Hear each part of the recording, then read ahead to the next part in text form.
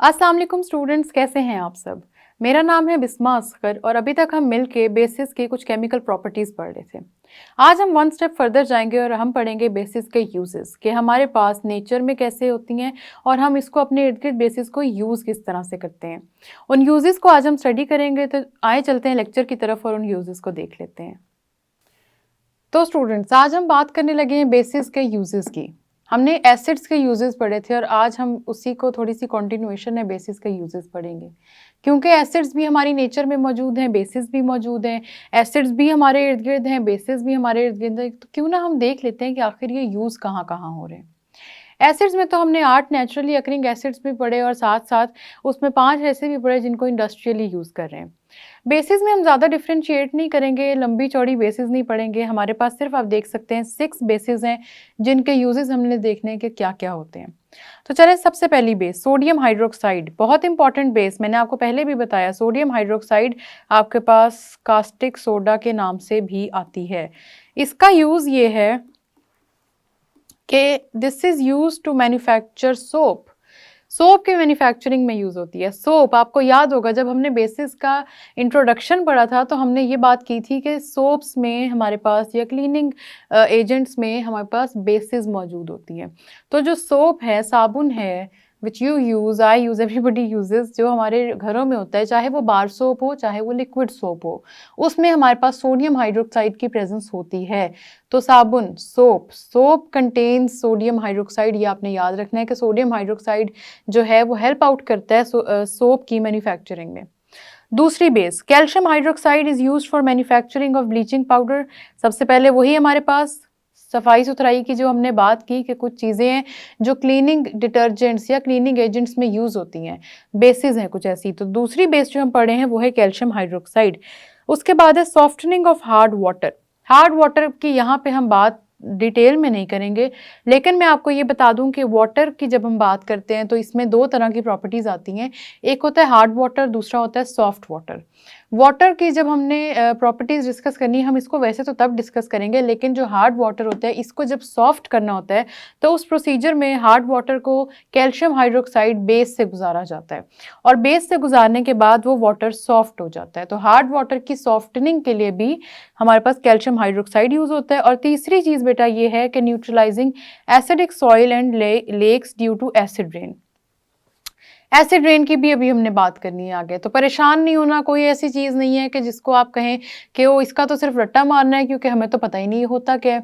Acid rains होती हैं, उसका पूरा फिनोमिना आप पढ़ेंगे और फिर आप देखेंगे कि एसिड रेन को न्यूट्रलाइज करेगी ये बेस। न्यूट्रलाइजेशन से मुझे याद आया कि हमने ये चीज़ ऑलरेडी पढ़ी है कि एसिड्स का इफेक्ट कैंसिल आउट करती हैं बेसिस और बेसिस का इफेक्ट कैंसिल आउट करते हैं एसिड्स। तो इसी तरह से जो आपके पास एसिड रेन है वो इकट्ठी हो जाती है लेक्स के अंदर, तो एसिडिटी इंक्रीज हो जाएगी ना ऑफ कोर्स लेक्स की। इसी तरह से हमारे पास सॉइल भी एसिडिक हो जाएगी। एसिड रेन की वजह से ये दो इफेक्ट होते हैं, सॉइल की एसिडिटी बढ़ जाती है और साथ ही साथ लेक्स की एसिडिटी भी बढ़ जाती है। अब जाहिर सी बात है, एसिडिक कैरेक्टर सॉइल का या लेक का बढ़ रहा है तो एक तो सॉइल में से आपको पता है बहुत सारी क्रॉप्स हैं, बहुत सारे प्लांट्स हैं जिन्होंने ग्रो करना होता है, तो ये उनके लिए भी अच्छा नहीं होता कि इतनी एसिडिटी बढ़ जाए। साथ ही साथ आपके लेक्स में एक्वेटिक एनिमल्स और प्लांट्स हैं, उनके लिए भी ये उतना ही हार्मफुल होता है। तो हम यहाँ पे कैल्शियम हाइड्रोक्साइड सॉइल में ऐड करते हैं और साथ ही साथ लेक्स में ऐड करते हैं ताकि एसिड रेन का जो एसिडिटी प्रोड्यूस होगी उसकी वजह से उसका इफेक्ट ख़त्म किया जा सके। तो आपने याद रखना है कैल्शियम हाइड्रोक्साइड को कि कैल्शियम हाइड्रोक्साइड एक तो ब्लीचिंग के तौर पर यूज़ होगा, ब्लीचिंग डिटर्जेंट्स जितने भी हमारे पास होते हैं ना, ब्लीचेस जो यूज़ हो रही होती हैं उसमें कैल्शियम हाइड्रोक्साइड होगा और साथ ही साथ हमने इसको एसिड रेन के इफेक्ट को ख़त्म करने के लिए भी यूज़ करना है। हम वाटर की प्रॉपर्टीज़ की बात करते हैं तो वाटर दो तरह से होता है, एक होता है हार्ड वाटर, एक होता है सॉफ्ट वाटर। हार्ड वाटर को सॉफ्ट में कन्वर्ट करने के लिए भी कैल्शियम हाइड्रोक्साइड को यूज़ किया जाता है।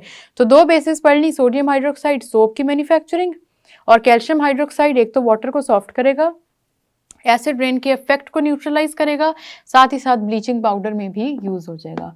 थर्ड बेस है हमारे पास potassium hydroxide used in alkaline batteries. Potassium hydroxide याद होगा आपको, मैंने आपको बताया था सोडियम हाइड्रोक्साइड और पोटेशियम हाइड्रोक्साइड ये दोनों ही कास्टिक में आती हैं, स्ट्रॉन्ग बेसिस हैं, स्ट्रॉन्ग अपना रिएक्शन देती हैं। तो जो एल्कलीन बैटरीज होती हैं उसमें हम इसको यूज़ करते हैं। कुछ तो हमने बात की थी ना एसिडिक बैटरीज की जिसमें acid as an electrolyte use होता है। इसी तरह बेटा कुछ बैटरीज में हमारे पास एसिड यूज़ नहीं होता बल्कि बेसिस यूज़ होती हैं, तो उन एल्कलीन बैटरीज में हम यूज़ करते हैं पोटेशियम हाइड्रोक्साइड को। तो potassium hydroxide is used in alkaline batteries. Battery का यूज़ हमारे पास एसिड में भी है, हमारे पास बेसिस में भी है। छोटा सा क्वेश्चन, हमने एसिड्स में बैटरीज का जिक्र किधर पढ़ा था? सल्फ्यूरिक एसिड में। H2SO4 इलेक्ट्रोलाइट के फॉर्म में यूज होता है हमारे पास लेड स्टोरेज बैटरीज में। उसी तरह से बैटरीज में हमारे पास एल्कलीज या बेसिस भी यूज होती हैं। एल्कली भी बेसिस को ही कहते हैं।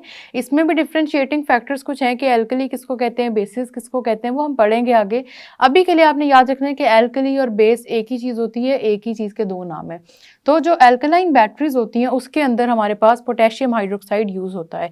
तो ये तो 3 इंपॉर्टेंट बेसिस हैं, क्योंकि अभी हमने केमिकल प्रॉपर्टीज में भी देखा कि केमिकल रिएक्शंस में भी हम इन्हीं को यूज कर रहे हैं। कैल्शियम हाइड्रोक्साइड का अगर आपको फॉर्मूला याद हो, कैल्शियम हाइड्रोक्साइड, तो आपने याद रखना है कि ये कैल्शियम हाइड्रोक्साइड भी एक बेस है जो इम्पॉर्टेंट है और वो भी क्लीनिंग में यूज़ हो रही है। तो पहला आपने देखा कि हमारे ये जो क्लीनिंग जितने भी एजेंट्स हैं, जैसे कि सोप हो गया, जैसे कि ब्लीचिंग पाउडर हो गया, उनमें हमारी पहली 2 बेसिस जो हम डिस्कस कर रहे हैं वो यूज़ होती हैं। Sodium hydroxide for the manufacturing of soap, साबुन, और साथ साथ हमारे पास calcium hydroxide for the manufacturing of bleaching powder.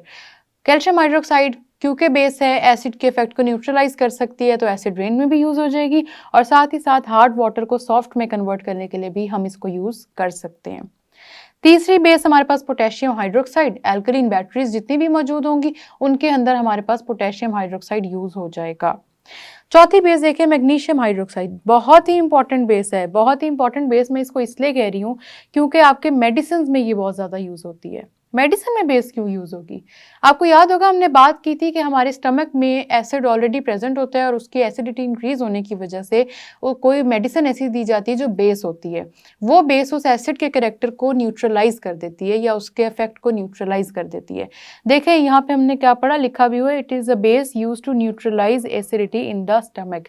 आपको एक और चीज़ बता दूं, यही magnesium hydroxide milk of magnesia के नाम से आता है, और मिल्क ऑफ मैग्नीशिया वो मेडिसिन है जो यूज़ की जाती है आपके पास स्टमक की एसिडिटी को ट्रीट करने के लिए। तो मिल्क ऑफ मैग्नीशिया कहीं पे लिखा हो या मैग्नीशियम हाइड्रोक्साइड कहीं पे लिखा हो तो आप समझ जाइएगा कि ये एक ही चीज़ के 2 नाम हैं। तो मैग्नीशियम हाइड्रोक्साइड हमारे पास स्टमक की एसिडिटी को न्यूट्रलाइज करने के लिए यूज़ होती है। साथ ही साथ it is also use for the treatment of बीज स्टिंग। बीज स्टिंग, सबसे पहले तो मुझे ये बताएं कि बी के स्टिंग में हमने कौन सा एसिड पढ़ा था जो फ्रेंडली नहीं था? Formic acid. फॉर्मिक एसिड अगर पढ़ा है तो हमने बात की, एक तो हमने तभी एक और एसिड पढ़ा था ना, लेकिन वो हमने पढ़ा था कि वैस्प के स्टिंग को न्यूट्रलाइज करता है या इफेक्ट को खत्म करता है। यहाँ पे हम बात कर रहे हैं कि बी स्टिंग में जो फॉर्मिक एसिड है उसको न्यूट्रलाइज कौन सी चीज करेगी? तो बेटा उसको न्यूट्रलाइज करेगा मैग्नीशियम हाइड्रोक्साइड। तो मतलब आपको एसिडिटी का प्रॉब्लम हो तब भी मैग्नीशियम हाइड्रोक्साइड यूज होगा, या आपको कोई बी या इंसेक्ट आके काट जाए तब भी मैग्नीशियम हाइड्रोक्साइड ही यूज होगा। तो ये ह्यूमंस के लिए बहुत ही ज़्यादा अच्छा बेस है जिसको यूज़ किया जाता है, नेचुरल भी यूज़ किया जाता है और डेली लाइफ में भी यूज़ किया जाता है बहुत सी चीज़ों में। अगली बेस है हमारे पास aluminium hydroxide. Aluminium hydroxide is used as forming agent in fire extinguishers. Forming agent, fire extinguishers आप सबने देखे होंगे जिसमें से बहुत ज़्यादा आइस निकलती है और आपने देखा होगा उससे फोम बन रही होती है, झाग जिसको कहते हैं, फोम बनती है बहुत ज़्यादा। वो फोम बनती है आपकी इस बेस की वजह से, क्योंकि एल्यूमिनियम हाइड्रोक्साइड उसके अंदर ऐड होता है। फायर एक्सटिंग्विशर के अंदर एल्यूमिनियम हाइड्रोक्साइड ऐड होता है, इसीलिए फायर एक्सटिंग्विशर की फोम बनती है, और वही फोम होती है जो एंड पे जो आपकी जितनी भी फायर है उसके ख़त्म कर देती है, उसको कवर कर देती है और आग को बुझा देती है। तो आपने याद रखना है कि जो चीज़ फॉर्म कर रही है वो है एल्यूमिनियम हाइड्रोक्साइड। लास्ट में हम जो बेस देख रहे हैं वो है अमोनियम हाइड्रोक्साइड। अमोनियम सॉल्ट्स भी हमने पढ़े थे। अमोनियम सॉल्ट्स में हमने देखा था NH4 का जिक्र, इसी तरह अमोनियम हाइड्रोक्साइड भी वैसा ही है। ये क्या करती है? It is use to remove grease stains from clothes. आपने देखा हमने कितनी बेसिस ऐसी डिस्कस कर ली है जो क्लीनिंग पर्पजेज के लिए यूज होती हैं, साफ सुथराई के लिए यूज होती हैं। सबसे पहले हमने बात की सोडियम हाइड्रोक्साइड की जो सोप के लिए यूज होगा, सोप मैन्युफैक्चर होगा उससे।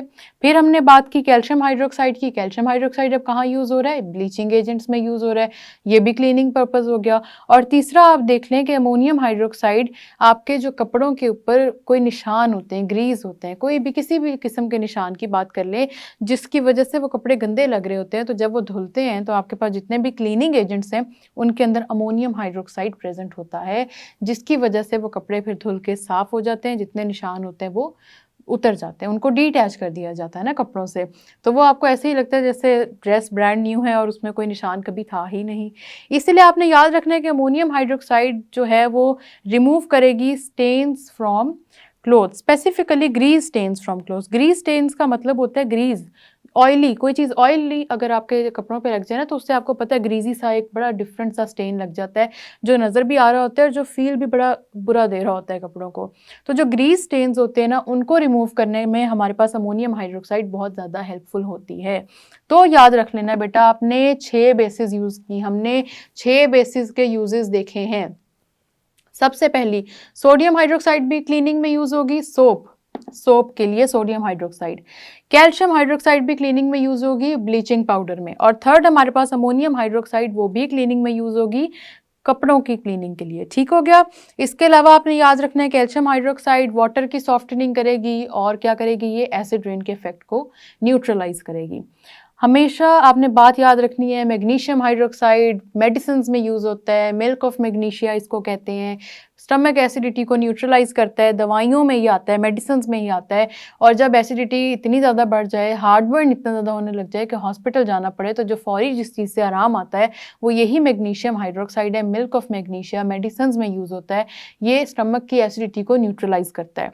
और दूसरा इसका क्या काम है, कोई भी बी का स्टिंग हो जाए, अगर कोई बीज या कोई इंसेक्ट्स आपको काट के चले जाएं, उनका फॉर्मिक एसिड आपकी बॉडी के अंदर आया, फॉर्मिक एसिड ने स्टिंगिंग शुरू कर दी, पेन सेंसेशन शुरू हो गई, तो उन पेन सेंसेशन को भी ख़त्म आपका ये मैग्नीशियम हाइड्रोक्साइड ही करेगा। तो जो मैग्नीशियम हाइड्रोक्साइड है ये स्टमक की एसिडिटी को रिलीज करता है, साथ ही साथ ये स्टिंग की वजह से जितनी भी पेन होती है उधर भी, क्योंकि एसिड जा रहा है ना आपकी बॉडी के अंदर, तो आपके बी के स्टिंग में आपको क्योंकि याद होगा कि हमने पढ़ा था कि बी के स्टिंग के अंदर प्रेजेंट होता है फॉर्मिक एसिड, तो उस फॉर्मिक एसिड के इफेक्ट को न्यूट्रलाइज करेगा हमारे पास हमारा मैग्नीशियम हाइड्रोक्साइड। ये बात आप लोगों ने याद रख लेनी है। पेपर में आपसे इस तरह से नहीं पूछा जाएगा, इस तरह आपको 2 डिफरेंट जगहों पे यूजेस दे के वैसे पूछा तो नहीं जाता, लेकिन क्योंकि अगर आप इंटरलिंक कर लेते हैं ना चीज़ों को, उनको याद रखना इजी हो जाता है। तो फॉर्मिक एसिड वो एसिड था जिसने हमारे पास बी ने जब स्टिंग किया, काटा, तो उसकी वजह से बहुत ही ज़्यादा पेन हुई, उस पेन को ख़त्म करने के लिए मैग्नीशियम हाइड्रोक्साइड यूज़ हो जाएगा। तो हमारे लिए तो मैग्नीशियम हाइड्रोक्साइड बहुत ही यूज़फुल है, क्योंकि दूसरी तरफ आप ये भी देखें कि ये स्टमक की एसिडिटी को भी रिलीफ देता है। और साथ ही साथ अमोनियम हाइड्रोक्साइड हमारे पास क्लोथ्स के ऊपर जो ग्रीज स्टेन्स हैं, ग्रीज स्टेन्स का मतलब होता है जो किसी ऑयली चीज़ की वजह से स्टेन निशान पड़ जाता है, ठीक है। और एल्यूमिनियम हाइड्रोक्साइड की हमने बात की, फॉर्मिंग एजेंट, फोम बनाएगा बहुत ज़्यादा, फोम झाग बनाएगा बहुत ज़्यादा। फायर को वैसे भी ख़त्म करने के लिए आपको ये पता होगा कि फायर को जब भी आपने ख़त्म करना होता है, ज़रूरी होता है कि आप उस आग को, उस फायर को कवर अप कर दें। वो जब कवर हो जाती है ना, तब उसको क्योंकि ऑक्सीजन नहीं मिल रही होती, याद रखनी ये बात, फायर हमेशा ऑक्सीजन के सप्लाई की वजह से बढ़ती है। ऑक्सीजन फायर को बहुत ज़्यादा हेल्प करती है, आग को और इंक्रीज करती है हमारी ऑक्सीजन। आपने ऑक्सीजन का सप्लाई ख़त्म करना होता है, मतलब आपने कोई ऐसी चीज़ यूज़ करनी है जिससे आपकी फायर कवर अप हो जाए। तो ये जो एल्यूमिनियम हाइड्रोक्साइड है ये क्या करता है कि क्योंकि इसके अंदर फॉर्मिंग प्रॉपर्टीज़ हैं, फोम बना सकता है ये, तो वो फोम कवर की तरह, इंसुलेटर की तरह एक्ट करती है। वो फायर को ऊपर से कर देगी कवर हो जाएगी फायर, उसको ऑक्सीजन सप्लाई नहीं मिलेगी जिसकी वजह से वो आग वहीं पे बुझ जाती है।